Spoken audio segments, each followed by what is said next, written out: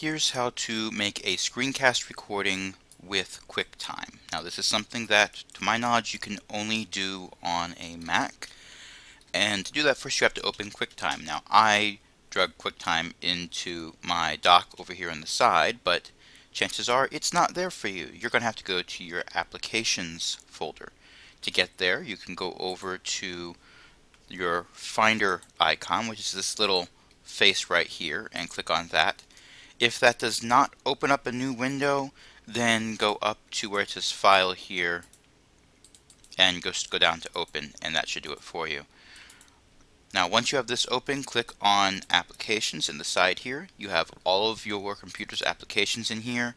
They should be sorted alphabetically, and just look for QuickTime. Pro tip, if you hit the first letter of the application, it's going to take you closer to where it is. So I hit Q and it took me right down to QuickTime Broadcaster and QuickTime Player. I want QuickTime Player. Double click on that, and it doesn't open up a new window right away. So you might think that nothing happened, but it did, because up here it now says QuickTime Player.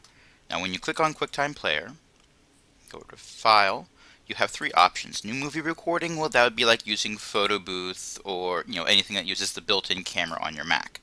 New audio recording does what it says on the label. It records an audio file. Now it saves it as a .mov, so it's a QuickTime movie, but there'd be no video attached to it.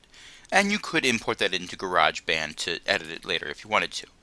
What we want is new screen recording. So I click on that, and it brings up this here, and as you can see, it's already accessing my microphone. It's got that little thing going across every time I speak.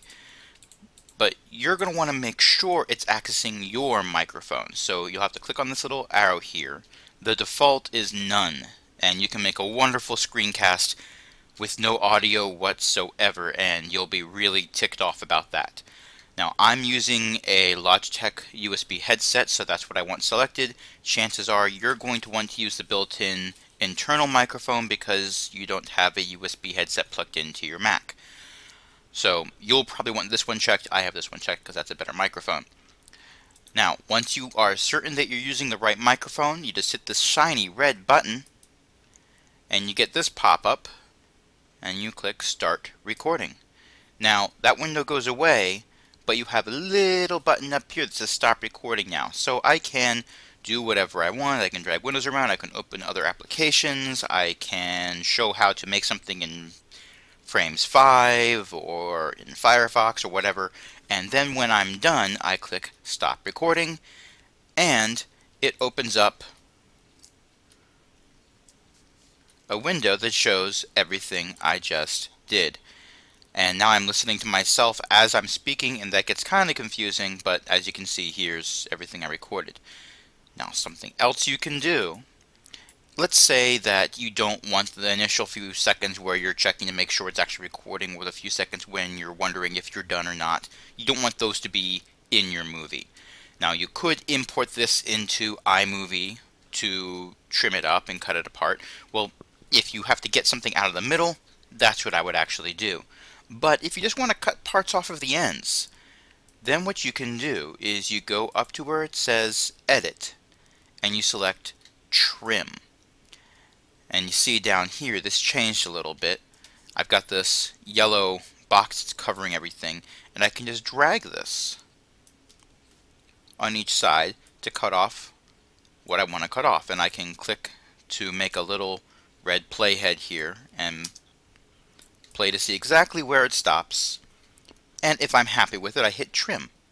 Now that hasn't changed anything yet, because I haven't saved anything. It automatically saves it as screen recording, and then it puts a number after it if you have more than one screen recording saved in your movies folder. But if you want to save this trimmed version, you have to go up to File and either click Save As or Save for Web.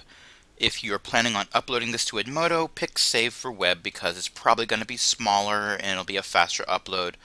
But Save As works just as well, especially if you intend on doing any editing for this file in Final Cut Pro or iMovie or anything like that. It's always better to have a higher quality recording because opening and saving and opening and saving and opening and saving over and over again tends to lower the quality for a lot of the types of files that are out there. Not all of them, but a lot of them, particularly movie files.